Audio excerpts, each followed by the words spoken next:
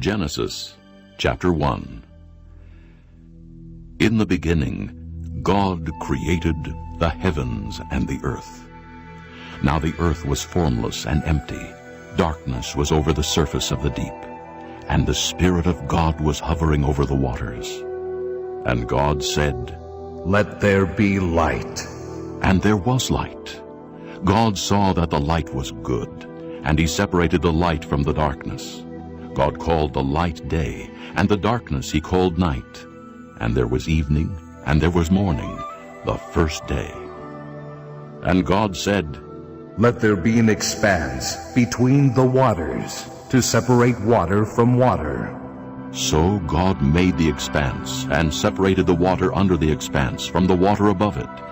And it was so. God called the expanse sky, and there was evening, and there was morning, the second day. And God said, "Let the water under the sky be gathered to one place, and let dry ground appear." And it was so. God called the dry ground land, and the gathered waters he called seas. And God saw that it was good. Then God said, "Let the land produce vegetation, seed-bearing plants and trees on the land that bear fruit with seed in it, according to their various kinds." And it was so. The land produced vegetation, plants bearing seed according to their kinds, and trees bearing fruit with seed in it according to their kinds. And God saw that it was good. And there was evening, and there was morning, the third day.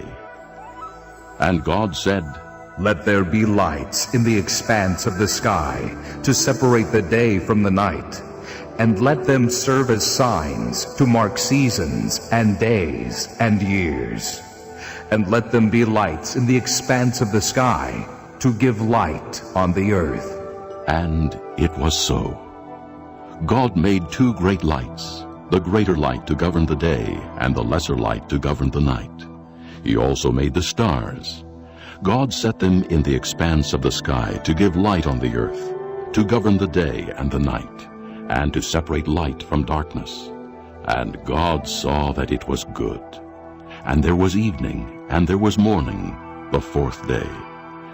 And God said, "Let the water teem with living creatures, and let birds fly above the earth across the expanse of the sky."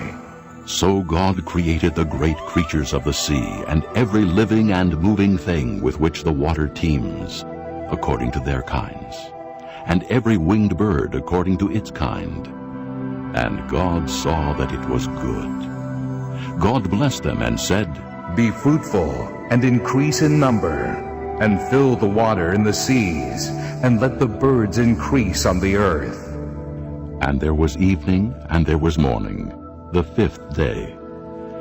And God said, "Let the land produce living creatures according to their kinds, livestock, creatures that move along the ground, and wild animals, each according to its kind."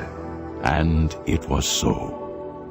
God made the wild animals according to their kinds, the livestock according to their kinds, and all the creatures that move along the ground according to their kinds.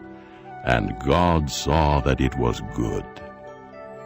Then God said, "Let us make man in our image, in our likeness, and let them rule over the fish of the sea, and the birds of the air, over the livestock, over all the earth, and over all the creatures that move along the ground." So God created man in his own image. In the image of God he created him. Male and female he created them.